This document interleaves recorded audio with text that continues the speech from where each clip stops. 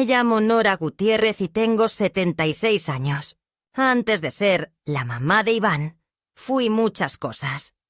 Esposa, cocinera escolar, cuidadora de mis padres hasta el final, costurera ocasional, lectora empedernida de telenovelas baratas y amiga fiel de las pocas que me quedan. Pero hoy soy, ante todo, una mujer cansada. Cansada no solo del cuerpo. Eso ya lo traía desde que la cadera me empezó a fallar hace unos inviernos. Sino del alma, de la mirada rota en el espejo que cada día me devuelve la imagen de alguien que ya no pertenece. Dicen que la vejez es una etapa de descanso, de cosecha, de sabiduría. A veces lo repiten en los folletos del Seguro Social o en los programas matutinos con mujeres jóvenes que hablan con ternura forzada sobre nuestros viejitos. Pero nadie te prepara para sentirte invisible en tu propia casa, en medio del comedor que una vez tú ayudaste a amueblar, donde tus fotografías desaparecieron de un día para otro, sin que nadie te explicara por qué. Cuando murió Enrique, mi esposo, hace ya más de 20 años, me quedé sola con Iván, nuestro único hijo. Tenía apenas 17 años y una rebeldía difícil de abrazar. Yo trabajaba en la cocina de la primaria Benito Juárez, donde servía desayuno a más de 300 niños cada mañana. El sueldo era mínimo, pero con eso, y algunas tandas que organizábamos entre compañeras, logré sostener la casa y sus estudios. Recuerdo las madrugadas en que dejaba el nixtamal listo mientras Iván dormía profundamente, sin sospechar que yo salía antes del alba para alcanzar a tomar el camión. Y aunque muchas veces regresaba tarde, agotada, con la espalda húmeda del calor de los fogones, me bastaba verlo comer bien para sentir que todo valía la pena. No me quejo de haberme sacrificado. Nunca lo haría. Amar a un hijo es así. Se da sin medida. Se entrega lo mejor. Incluso cuando no se recibe nada a cambio. Con los años, Iván se convirtió en hombre. Se casó con Leticia, una muchacha muy guapa, aunque siempre sentí que me miraba como si yo fuera una nota al pie, una sombra. Jamás me enfrentó. Nunca fue grosera, al menos no al principio. Pero había algo en su voz cuando decía suegra, que sonaba más a obligación que a cariño. Yo no dije nada. Cuando nació Julián, mi nieto, sentí que la vida me regalaba una segunda oportunidad. Me ofrecí a cuidarlo mientras ellos trabajaban. Dejé mi trabajo en la escuela y me mudé a su casa. «Aquí tendrás tu cuarto, mamá. Ya no estarás sola», me prometió Iván. Y yo, tan necesitada de pertenecer, de volver a escuchar risas en los pasillos, acepté con gusto, llevando mis pocas cosas y una caja con documentos y fotografías que eran todo mi mundo. Al principio me sentí útil, hasta querida. Preparaba la comida, lavaba la ropa, llevaba a Julián al kinder, cosía botones, limpiaba baños y dejaba la casa reluciente para cuando ellos llegaban. Nunca pedí nada a cambio. Mi única exigencia era que me dejaran hacer café con canela por las mañanas, como lo hacía Enrique. Pero con el tiempo, esa rutina empezó a pesarles. Leticia comenzó a dejarme notas en el refrigerador con instrucciones sobre qué no cocinar, qué no tocar, cómo doblar las toallas. Una vez encontré una lista con horarios para que no interfiriera con sus reuniones por Zoom. Otra vez, escuché cómo le decía a Iván: «Tu mamá es buena gente, pero desordena todo con sus cosas antiguas». Esa frase me dolió más que cualquier reclamo directo, porque me dejó claro que para ella yo era una intrusa, un mueble pasado de moda que estorbaba. No sé en qué momento pasé de ser la abuela que ayuda a convertirme en la carga silenciosa. Quizá fue cuando me enfermé una semana y Leticia tuvo que faltar al trabajo. O cuando un día, sin querer, rompí una taza de cerámica que le había regalado su hermana. Desde entonces, cada cosa que hacía parecía estar mal. Me regañaban por no separar bien la basura, por no usar la sal rosa del Himalaya, por repetir las mismas historias del pasado. Pero lo que más me hirió fue cuando Iván empezó a hablarme con impaciencia. A veces usaba un tono que no reconocía en él. Un tono que me recordaba a los supervisores de la cocina cuando nos gritaban por servir raciones demasiado generosas. Un día, sin que lo esperara, me pidió que le diera acceso a mi cuenta de ahorro. Dijo que era para optimizar gastos familiares y que así todo estaría centralizado. Me dio un papel y dijo: «Tú solo firma, mamá. Es por tu bien». Yo firmé. Siempre confié en él. Era mi hijo. Después de eso, mis finanzas desaparecieron de mis manos. Ya no tenía tarjetas, ni acceso a mi estado de cuenta. Cuando preguntaba por mis depósitos, Iván me respondía con frases como: «Todo está bajo control», o «Confía en mí, mamá, no tienes que preocuparte por eso». Yo quería creerle. Me decía que mientras tuviera un techo y comida caliente, estaba bien. Pero la comida ya no era mía. A veces no me servían lo mismo que a ellos. Leticia decía que era por mi presión, por mi azúcar, que mejor comiera pollo hervido y verduras. A veces me preparaba un plato aparte, sin sal, sin sabor, sin amor. Empecé a comer sola, en mi cuarto, en una mesita que había sido del taller de costura. Julián venía a verme a escondidas y una vez me dijo: «Abue, ¿por qué tú comes diferente?». Yo no supe qué responderle. Solo le sonreí y le dije: «Porque ya soy vieja, mijo, y los viejos comemos distinto». Pero no era la vejez, era la exclusión. Lentamente fui desapareciendo de las conversaciones, de las decisiones, de los espacios comunes. Ya no me consultaban nada, ni siquiera si quería acompañarlos a las fiestas. Me dejaban encargada de la casa mientras ellos salían. Incluso Leticia empezó a decir frente a visitas que tener a la suegra es útil, aunque a veces cuesta caro. Esa frase se me clavó como una espina. ¿Caro? ¿Yo? Después de darles todo, después de entregar mis ahorros, de renunciar a mi independencia, de dejar atrás mi casa donde viví 40 años, a veces me sorprendía llorando por las noches, no por tristeza, sino por rabia contenida. Una rabia que no sabía expresar, porque me enseñaron que las madres se callan, que las abuelas no se quejan, que lo importante es la familia, cueste lo que cueste. Y costó. Me costó todo. Hasta que un día, la línea se cruzó. Un día en el que ya no pude más. El día en que mi hijo me gritó esas palabras que jamás olvidaré. Si no pagas, no comes. Ahí supe que algo dentro de mí, algo viejo pero terco, aún vivía. Algo que no iba a morir callado. Era miércoles, un día común, uno de esos en los que el sol parece salir sin ganas, arrastrando sus rayos entre las cortinas del comedor como si también estuviera cansado. Yo me había levantado temprano, como siempre, antes que todos. El cuerpo ya no necesita despertador cuando ha vivido tanto tiempo al servicio de otros. Me preparé mi café con un poco de canela, en silencio, procurando no hacer ruido con las tazas, porque Leticia decía que la despertaban.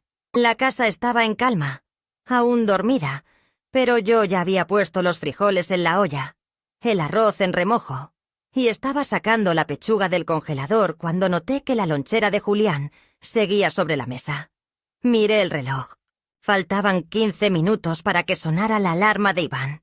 Si no se la llevaba, pasaría hambre todo el día, y aunque Leticia decía que en la escuela venden cosas, yo sabía que a veces mi nieto prefería no comer nada antes que gastar lo poco que le daban.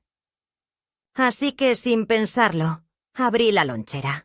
Le preparé un par de tortas de jamón con queso, un poco de fruta, una servilleta doblada como me enseñó mi madre, y un mensaje escrito a mano.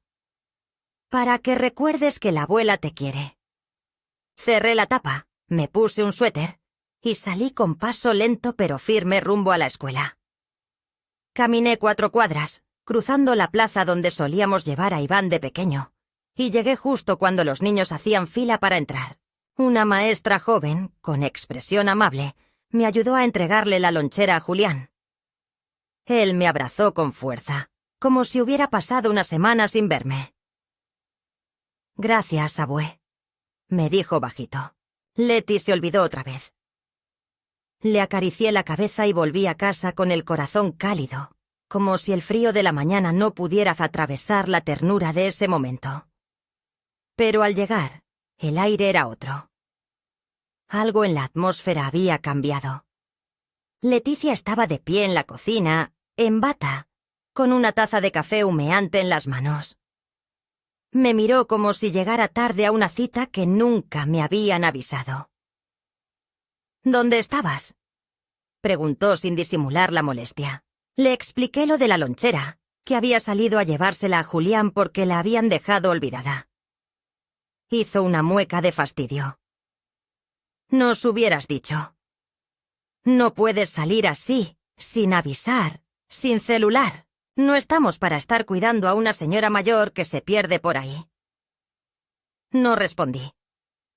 Me fui directo a mi cuarto. Sentí un nudo en el estómago, pero no quise hacer escándalo. Pensé que todo se calmaría en el día. Me equivoqué. Esa noche, la tensión seguía latente. Durante la cena, serví arroz con pollo y sopa de calabaza. Me aseguré de preparar todo como a ellos les gustaba. Sin cebolla para Iván, sin sal para Leticia, y con chile separado para Julián. Pero cuando me senté en la mesa, no había plato para mí. Me quedé de pie, esperando, pensando que habría sido un descuido. Leticia sirvió los 3 platos, se sentó y no dijo nada. Ni una mirada, ni una palabra. Yo tomé un plato pequeño del mueble y comencé a servirme un poco de arroz, sin molestar, sin reclamar, como si no quisiera incomodar. Fue entonces cuando Iván me miró con esa expresión dura que no reconocía, la misma que había visto en otros hombres, pero nunca en mi hijo. «¿Y tú qué haces?», preguntó con tono seco. «Voy a cenar con ustedes», respondí, lo más tranquila que pude. «¿Con qué derecho?», soltó, como si yo fuera una extraña. Me quedé helada. Pensé que había entendido mal. «¿Cómo que con qué derecho, hijo?», pregunté suavemente. «¿No traes dinero a esta casa?», dijo clavándome la mirada. «No trabajas, no aportas, solo gastas. Si no pagas, no comes». La frase cayó sobre mí como una losa, no por el contenido, sino porque venía de su boca. De la boca del niño al que una vez llevé de la mano bajo la lluvia porque había olvidado su impermeable. Del mismo que lloró en mis brazos cuando murió su padre. Del mismo por el que dejé de dormir. De comprarme cosas. De vivir para mí. Me temblaron las manos. El arroz en el cucharón se deslizó de vuelta a la olla. No dije nada. Leticia no intervino. Julián bajó la mirada y fingió jugar con los cubiertos. Me senté lentamente en la silla más cercana, sin hambre ya, sin palabras. No sé cuánto tiempo pasó. Tal vez minutos, tal vez una eternidad. En algún momento me levanté y caminé hasta mi habitación. Cerré la puerta despacio. No lloré. Me senté en la cama, coloqué mis manos sobre el regazo y respiré hondo. Miré la mesita donde tenía un retrato viejo de Enrique con Iván de niño, sonrientes. Lo tomé y lo apreté contra mi pecho. Sentí que una parte de mí se deshacía, no por el hambre ni por la humillación, sino porque comprendí, por fin, que no había error. No fue un desliz, ni un mal día. Fue una verdad dicha en voz alta, una verdad que siempre estuvo allí, latente, disfrazada de amabilidad, de promesas, de cuidados a medias. Una verdad que se atrevieron a decirme solo cuando ya creían que no podía hacer nada. Me pasé la noche en vela. No comí. No encendí la luz. Recordé cada centavo que había puesto en esa casa. Cuando vendí mi casita en San Nicolás, deposité todo en una cuenta conjunta que Iván gestionaba. Él me decía que era para tener todo más ordenado, que así no tenía que preocuparme. Y yo le creí. El dinero no me importaba. Era mi hijo. Lo que importaba era sentir que había lugar para mí en su mundo. Pero ahora lo sabía. Ya no lo había. Y quizá nunca lo hubo. Solo fui útil mientras servía, mientras cocinaba, mientras callaba. Ahora era un gasto, una boca más, una carga. A las 3 de la madrugada, abrí mi antigua caja de madera donde guardaba papeles importantes, cartas, actas, escrituras. Entre ellas, encontré la copia de un poder notarial que Enrique había dejado, donde nombraba como contacto legal a su viejo amigo Rogelio Cañas, un abogado retirado, discreto, de los pocos hombres en quienes alguna vez confiamos. No lo había visto en más de 15 años, pero su número seguía ahí, escrito a mano con tinta azul. Lo memoricé en silencio. No estaba lista para actuar aún, pero la semilla había sido plantada. A la mañana siguiente, Leticia me saludó como si nada. Iván no apareció por la cocina. Julián me abrazó antes de ir a la escuela. Yo fingí normalidad. Hice el desayuno, lavé los trastes, barrí el patio. Pero dentro de mí algo se había quebrado, y al mismo tiempo, algo comenzaba a nacer. Una claridad que dolía, pero que me hacía sentir viva otra vez. Por primera vez en mucho tiempo, sentí que ya no estaba dispuesta a seguir así. No sabía aún qué haría, ni cómo. Pero algo era seguro. El silencio, ese silencio que me había protegido durante años, ya no me alcanzaba. El día después del grito no trajo redención. No hubo disculpas, ni explicaciones, ni siquiera miradas que insinuaran algún tipo de arrepentimiento. El sol salió igual que siempre, arrastrando su luz por la cocina y tiñendo de ámbar el azulejo viejo, como si el mundo no hubiera escuchado nada. Pero yo sí, y aunque el resto de la casa se empeñaba en mantener su rutina intacta, Leticia preparando su smoothie de espinacas sin azúcar, Julián buscando su cuaderno perdido, Iván encerrado en el cuarto con el aire acondicionado encendido y la puerta atrancada por dentro. Algo en mí había cambiado, se había endurecido, no por rabia, sino por una fatiga que ya no podía disimularse. Preparé café, pero no para todos, solo para mí. Dejé la olla en la estufa y regresé a mi habitación, cerrando la puerta con la suavidad que tienen las cosas definitivas. Me senté frente al espejo redondo que colgaba sobre mi tocador. Allí estaban mis peines, mis cremas, las mismas que usaba desde hacía años, un frasquito de perfume medio evaporado y una libreta vieja que usaba para anotar las cosas que no quería olvidar. Esa libreta se había llenado de nombres de medicinas, citas con el doctor, recetas que ya nadie me pedía. Pero ese día empecé una nueva página. Escribí la fecha y debajo una frase. Hoy comenzó mi silencio real, porque sí, había decidido no hablar más. No discutir, no suplicar, no justificarme. Había hecho eso toda mi vida, y lo único que había logrado era que me hicieran invisible. El silencio, bien usado, también puede ser un arma, un modo de resistencia. Ese día me vestí con mi ropa más sobria. Recogí mi cabello como lo hacía en los años 70 cuando trabajaba en la cocina comunitaria. y caminé hasta la caja de madera donde guardaba lo poco verdaderamente mío. Documentos, una cadena de oro de mi madre, cartas que me enviaba Enrique cuando estaba en servicio militar. Allí encontré lo que necesitaba. La escritura de la casa que había vendido para el bien de todos, los recibos de los depósitos que hice a la cuenta de Iván y, lo más importante, el número de Rogelio Cañas. El teléfono sonó 3 veces antes de que contestara una voz pausada, más áspera que la que recordaba, pero aún reconocible. «Licenciado Cañas, soy Nora Gutiérrez», dije, midiendo las palabras como quien no quiere que se le escape la dignidad en una sola sílaba. Hubo una pausa breve, luego una exclamación cálida. «Doña Nora, qué gusto escucharla. Pensé que se había olvidado de los vivos». Le conté sin demasiados detalles que necesitaba una asesoría urgente.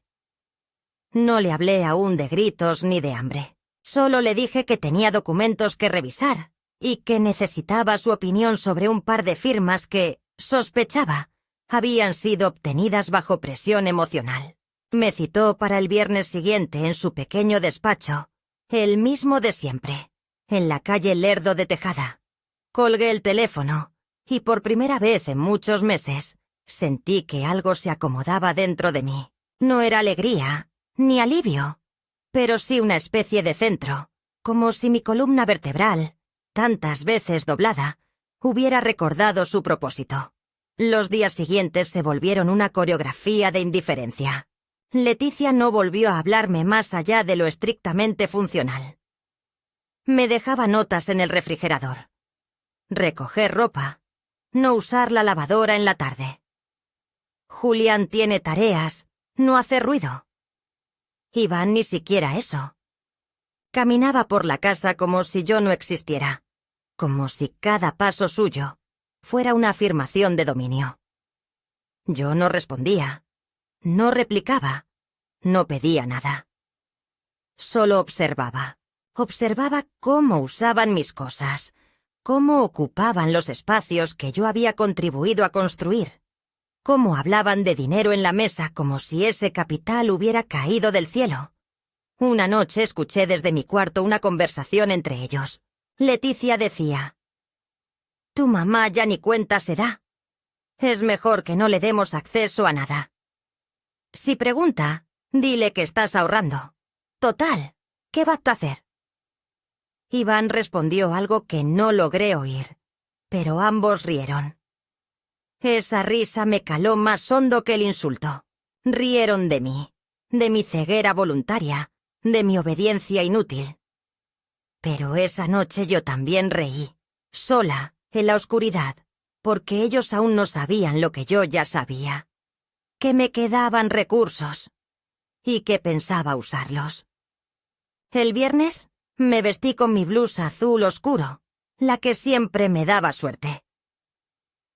Caminé hasta la parada del camión y tomé la ruta 3. Nadie en casa preguntó a dónde iba. Al llegar al despacho, Rogelio me recibió con un abrazo que no me esperaba. Seguía siendo el mismo hombre tranquilo, de modales precisos, pero con un cansancio en los ojos que reconocí como el de todos los que han visto demasiada injusticia. Le entregué la carpeta con los papeles, y durante casi una hora, él leyó en silencio, anotando detalles en una libreta amarilla. Al terminar, me miró fijamente y dijo: «Doña Nora, usted ha sido víctima de abuso patrimonial. Su hijo y su nuera han usado su confianza para despojarla de sus derechos financieros, y eso tiene consecuencias legales.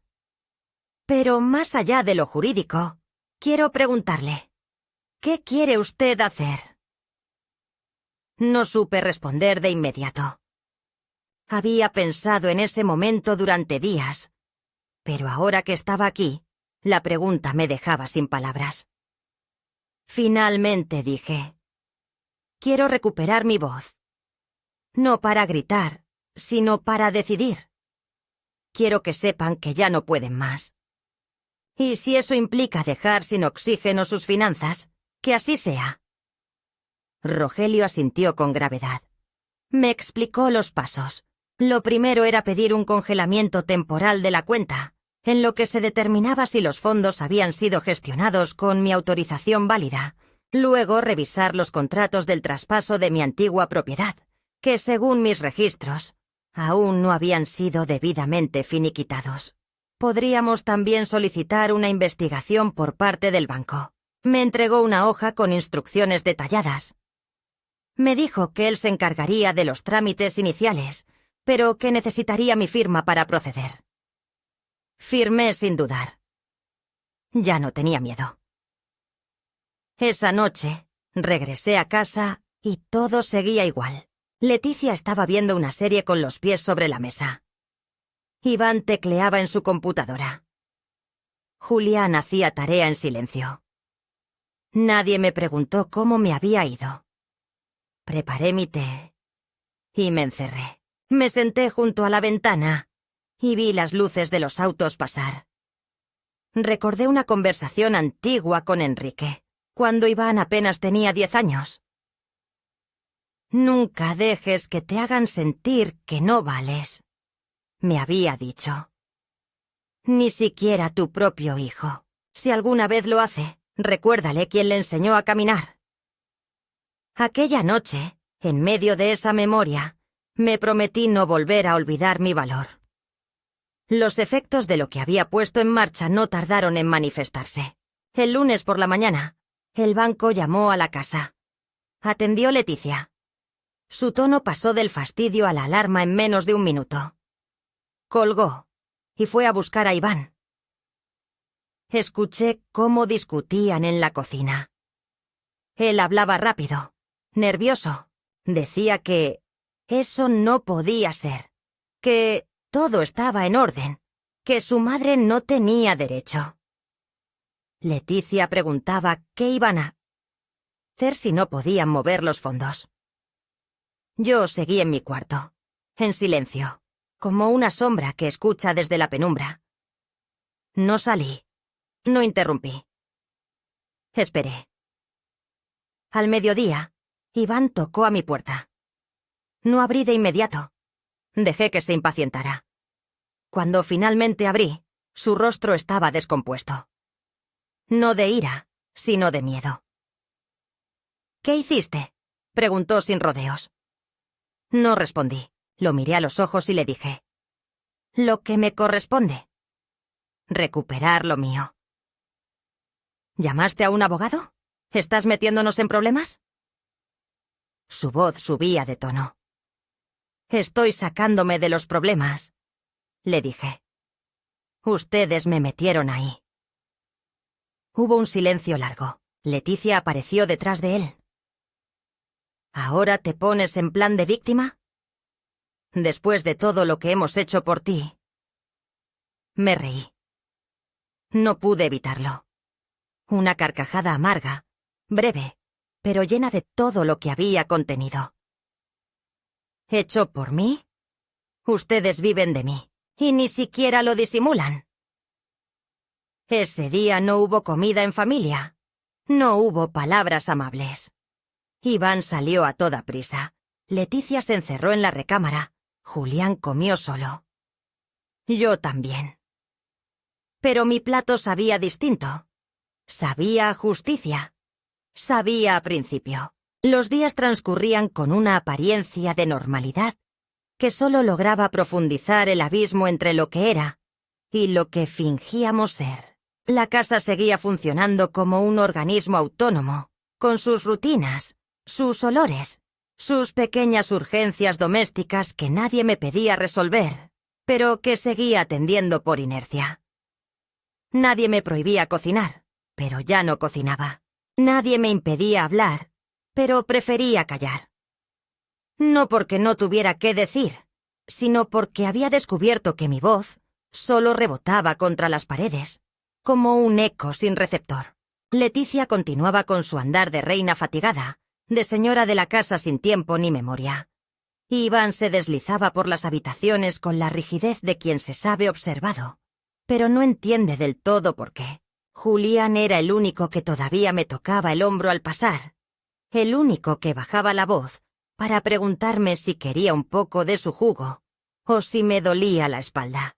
Esa ternura, tan escasa y tan furtiva, era lo único que me mantenía aún en pie, lo único que me recordaba que alguna parte de mí todavía merecía ser cuidada. Una tarde de sábado, mientras Leticia dormía con una mascarilla blanca que la hacía parecer una estatua de mármol agrietado, Iván estaba encerrado en su estudio peleando por teléfono con alguien del banco. Me senté en el jardín trasero con mi caja de fotografías. Era algo que no hacía desde hacía años. Dentro, entre papeles amarillentos, sobres rotos y postales de tiempos que ya no existen, estaban las pruebas de mi vida. Yo de joven, con trenzas y uniforme de cocina. Enrique cargando a Iván recién nacido. Mi madre de pie junto a una máquina de biotsonto. Coser sería pero viva. Miré cada imagen como si fuera una reliquia de una fe ya perdida. Y sin embargo, al tocar esos rostros, algo comenzó a encenderse dentro de mí. No era nostalgia. Era otra cosa. Era la certeza de que todo lo que fui, todo lo que di, aún vivía en mí, aunque esta casa, que ayudé a construir, me negara un lugar digno dentro de sus paredes. Aquel día, mientras el viento arrastraba hojas secas y el sol se colaba por entre las rendijas de la barda, me pregunté por primera vez en mucho tiempo qué había sido de mi vida. ¿Cuándo había dejado de ser Nora y había pasado a ser simplemente la mamá?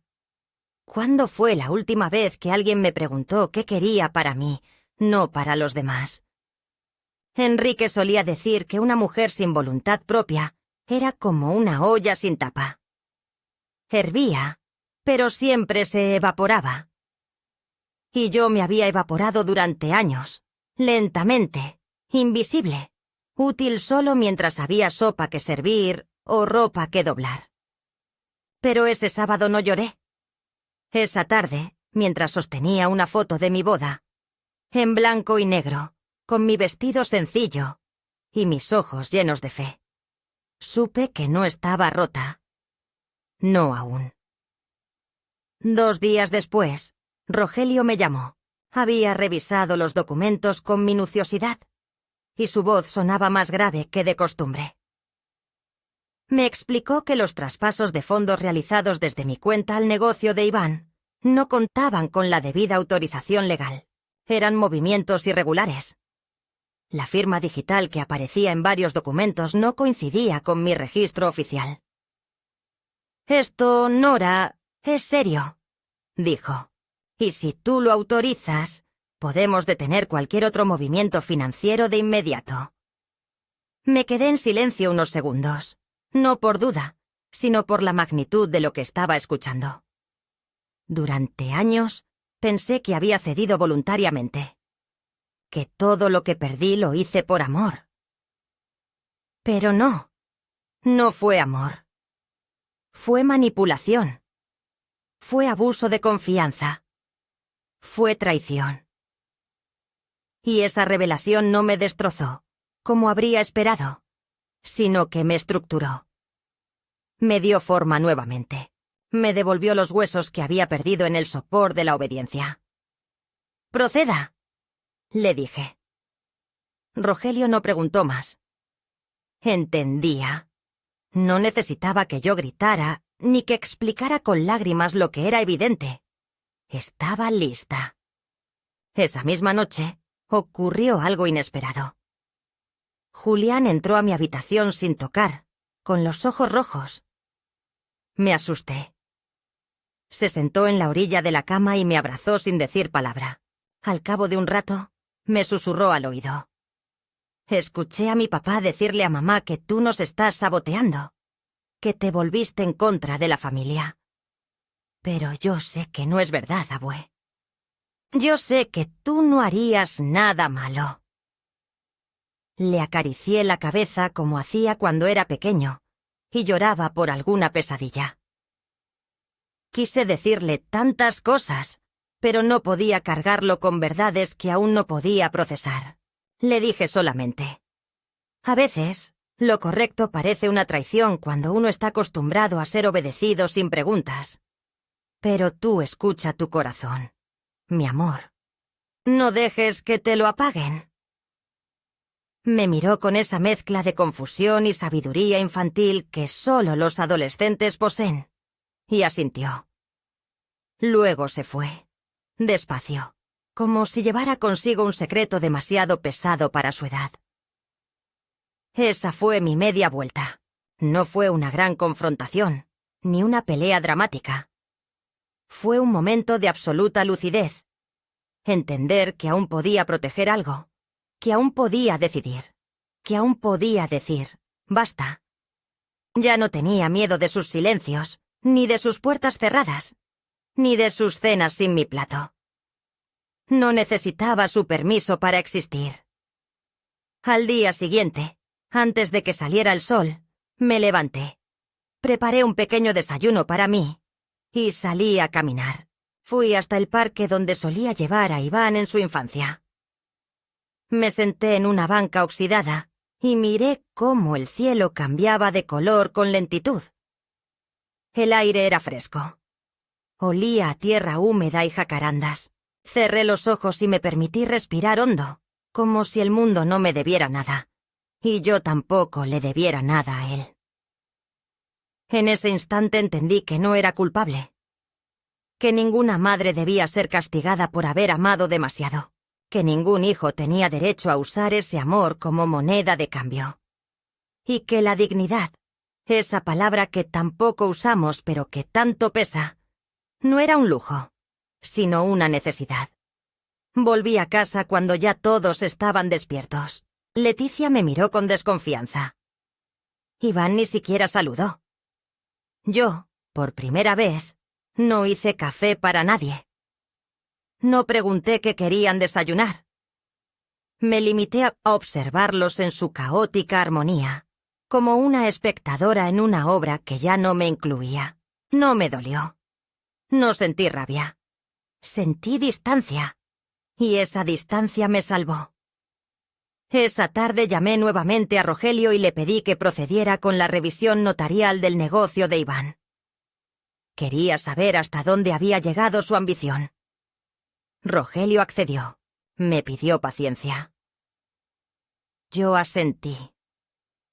Tenía toda la paciencia del mundo ahora que sabía que el camino de regreso a mí misma ya había comenzado. Esa noche escribí en mi libreta: la mujer que se fue por amor ya no volverá. La que regresa lo hace por justicia. La vida tiene una forma extraña de devolverte al centro del escenario cuando menos lo esperas. Durante semanas había aprendido a habitar mi nuevo apartamento con un silencio distinto al que conocía. Uno que no dolía, que no oprimía, que no humillaba. En ese silencio comencé a recordarme cómo era antes de que la vida me hiciera útil, antes de que me transformara en esa figura funcional y borrosa que tan bien sabía manipular. Ya no me despertaban gritos, ni exigencias, ni cuchicheos detrás de puertas entreabiertas. Me levantaba a la hora que deseaba, preparaba mi café con canela y leía sin interrupciones, sin sentirme una molestia. Por primera vez en años, mi respiración no se sentía vigilada. Rogelio venía de vez en cuando a traerme noticias del proceso y de las cuentas. Me hablaba con ese tono pausado de quien ha visto muchas injusticias y ya no se asombra por ninguna. Según sus cálculos, las transferencias no autorizadas de mis fondos cubrían cerca del 70% de los gastos de la casa donde vivía Iván y el 80% del capital semilla que había sustentado el negocio de Leticia. No había un solo rubro, ni una sola remodelación, ni un solo centímetro cuadrado que no hubiera sido financiado por mí. Y aún así, durante años, comí en silencio arroz sin sal y pollo sin piel como si el derecho a un bocado digno me hubiera sido revocado por decreto. No tenía planes de volver a verlos, y no porque guardara rencor, sino porque había comprendido que la ausencia, en ciertas ocasiones, es la única forma de amor propio que queda. Pero fue Leticia quien apareció primero, sin previo aviso, una tarde de domingo. Llamó a la puerta como si viniera a visitar a una vecina cualquiera. Llevaba gafas oscuras, una bufanda de marca, los labios perfectamente pintados, pero las manos temblaban. No la invité a pasar. Me quedé en la puerta, de pie, esperando que hablara. No lo hizo de inmediato.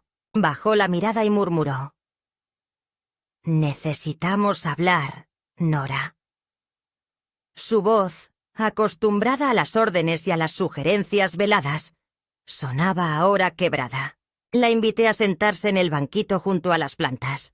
No por cortesía, sino porque el sofá de mi sala no era lugar para quienes intentaron borrarme.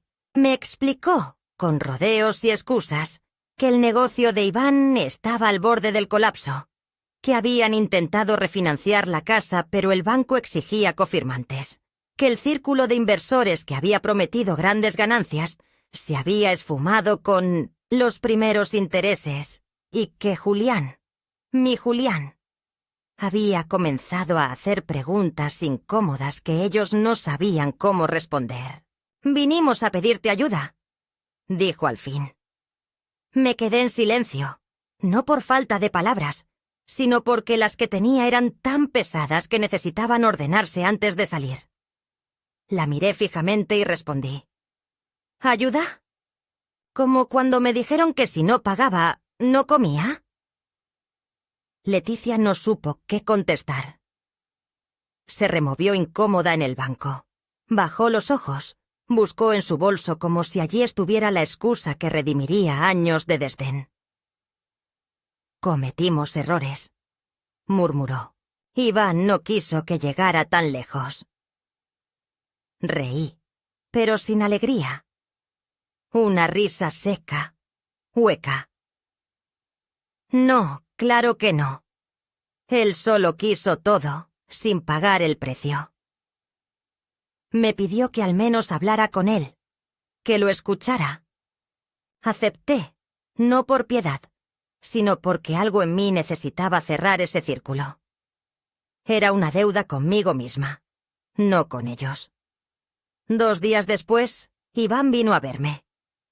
Llegó con un ramo de flores. No sabía si para mí o para su culpa. Lo miré desde la ventana antes de abrir. Tenía la misma postura que de niño, cuando sabía que había roto algo valioso. Nos sentamos en la sala. Esta vez sí le ofrecí asiento. El sofá había sido testigo de muchas de mis lágrimas, y merecía escuchar también mis verdades. Iván no dio rodeos. «Mamita», dijo usando un diminutivo que no escuchaba desde que tenía 12 años. «Yo no sabía que te hacía tanto daño». Lo interrumpí con la mirada. «Lo sabías, solo no te importó». Se calló. Sus ojos se llenaron de agua, pero no lloró. Me habló de la presión, del negocio que no despegaba, de la deuda, del miedo a no ser suficiente, del intento desesperado de mantener un estilo de vida que nunca fue suyo, sino construido con mis sacrificios. Lo dejé hablar. Necesitaba escucharlo, sí, pero no para perdonarlo, sino para entender qué tan lejos había llegado el autoengaño. Cuando terminó, me miró con súplica. «¿Podrías ayudarnos? Solo hasta que estabilicemos todo. Después, te lo juro, te lo devolveremos todo». Me incliné hacia él, con la lentitud que da el peso de los años y de las decisiones. «¿Y qué parte quieres que te devuelva primero? ¿Mi dignidad? ¿Mis noches en vela? ¿Mis platos vacíos? ¿Mis silencios?» Su rostro palideció. No respondió. Me puse de pie. «Te crié sola, Iván. Tu padre murió cuando eras apenas un niño y nunca faltó un desayuno en tu plato. A veces era solo pan duro y café aguado, pero estaba hecho con amor y respeto. ¿Y tú qué hiciste con eso?» No esperaba respuesta, porque ya la sabía. Me acerqué a la repisa. Tomé un sobre sellado y se lo entregué. Dentro, los documentos que confirmaban que todos los bienes que alguna vez compartimos, la casa, el fondo, las inversiones, estaban ya fuera de su alcance, transferidos a una fundación que abrí en nombre de las mujeres mayores, sin voz, sin herederos, sin justicia. No habrá más dinero, Iván, pero tampoco habrá más silencio. Ese ciclo terminó. Me miró con una mezcla de incredulidad y admiración. No me suplicó. Tal vez, por fin, entendió. Al salir, me abrazó brevemente. Fue un abrazo torpe, sin palabras, sin promesas. Un adiós que no se atrevía a decir su nombre. Cerré la puerta detrás de él. No lloré. No sonreí. Solo me quedé allí, de pie, frente a la madera tibia, sintiendo que por fin era mía. No porque la hubiera comprado, ni decorado, ni heredado, sino porque la había elegido como umbral de mi nueva vida. A veces me despierto antes que el sol y me quedo mirando el techo, escuchando el goteo intermitente del grifo de la cocina, o el canto de un pájaro temprano que siempre se posa en la rama más alta del árbol frente a mi ventana. No pienso en lo que perdí, pienso en lo que logré sostener. Porque sobrevivir no es una victoria menor. Y resistir, a veces en silencio, a veces con las uñas, es también una forma de amar lo que queda de una misma. Desde mi ventana ya no se ve la casa donde una vez cociné durante días enteros para gente que me hablaba sin mirarme. No extraño ese comedor, ni esas paredes donde mis fotos desaparecieron de un día para otro.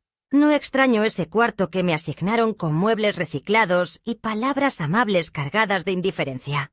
Aquí, en este espacio pequeño pero digno, todo lo que hay me pertenece.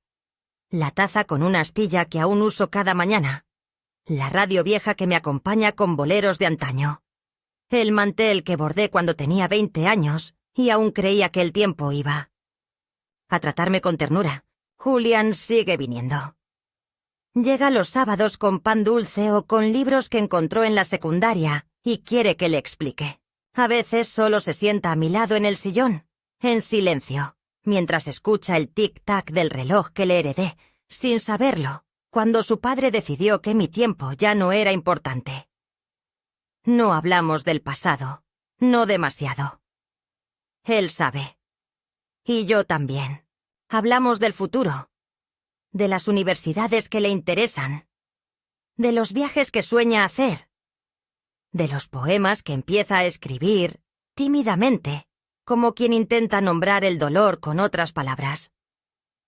Una vez me dijo: «Abue, ¿sabes? Creo que la vida siempre pone a cada quien en su lugar, pero a veces lo hace muy tarde». Le sonreí sin responderle. Porque hay cosas que es mejor que descubra solo, a su ritmo. Lo importante es que todavía tiene corazón para hacer preguntas. Leticia no ha vuelto a buscarme. Y está bien. No espero disculpas. Sé que hay gente que no sabe vivir sin tener a quien culpar. Sé también que hay dolores que son tan grandes que prefieren volverse arrogancia antes que aceptar la vergüenza. Iván me escribió una vez. Una carta breve, sin adornos. Me agradecía. Me decía que entendía ahora muchas cosas. Que había comenzado terapia. Que estaba intentando ser mejor padre. La leí 3 veces y luego la guardé. No la respondí. No por rencor, sino porque hay silencios que ya no deben romperse. A veces el amor más puro es ese que ya no busca reconciliación, sino que respeta la distancia como único modo de no herir más. Rogelio me visita de vez en cuando. Nos tomamos un café y jugamos dominó. Se burla de mí cuando me gana, y yo lo acuso de hacer trampa, aunque sé que no es cierto. Se ha vuelto mi amigo, mi cómplice de esta nueva etapa. A veces hablamos de lo que podría haber sido si nos hubiéramos conocido en otro tiempo. Pero no desde la nostalgia, más bien desde ese cariño tranquilo de los que saben que el verdadero amor, el duradero, es el que se construye en los márgenes, con respeto, con paciencia, sin necesidad de grandes gestos. Mi vida ahora no es fácil, pero es mía. Manejo un presupuesto pequeño. Compro en el mercado con cuidado. Estiro los centavos como lo hacía cuando Iván era pequeño, y los frijoles rendían para 3 días. Pero cada comida que preparo tiene sal, tiene sazón, tiene intención. Nadie me dice lo que puedo o no comer. Nadie me quita el plato. Nadie me pregunta si merezco ese bocado. Y eso, para mí, es la mayor libertad. La fundación que creamos con Rogelio ya ayuda a otras mujeres. No somos muchas, pero cada historia es un eco de la mía. Madres que dieron todo y se vieron relegadas. Abuelas que sirvieron con devoción y terminaron en habitaciones prestadas, sin voz, sin respeto. Hacemos talleres. Nos enseñamos unas a otras a leer los papeles legales, a entender los bancos, a recuperar nuestros nombres. Porque eso es lo primero que te quitan cuando te hacen sentir invisible. Tu nombre. Algunas noches, cuando el viento entra por la ventana y me arrulla con sus ruidos de hojas secas, me recuesto en mi cama y me permito llorar un poco. No de tristeza, no por lo que no fue, sino por esa mujer que fui durante tanto tiempo y que nadie miró con claridad. Llorar por ella es mi forma de honrarla, porque sin ella, sin su aguante, sin su entrega, yo no estaría aquí. Ella fue la que sostuvo la casa mientras los otros vivían. Ella fue la que calló para que otros hablaran. Ella fue la que, al final, se levantó y dijo basta. Y ahora, cada mañana, mientras tomo mi café con canela y escribo en mi libreta los pensamientos que me brotan como semillas cercas, repito una frase que ya es como un mantra. Hoy comí lo que quise, porque pagué con mi vida el derecho a sentarme a la mesa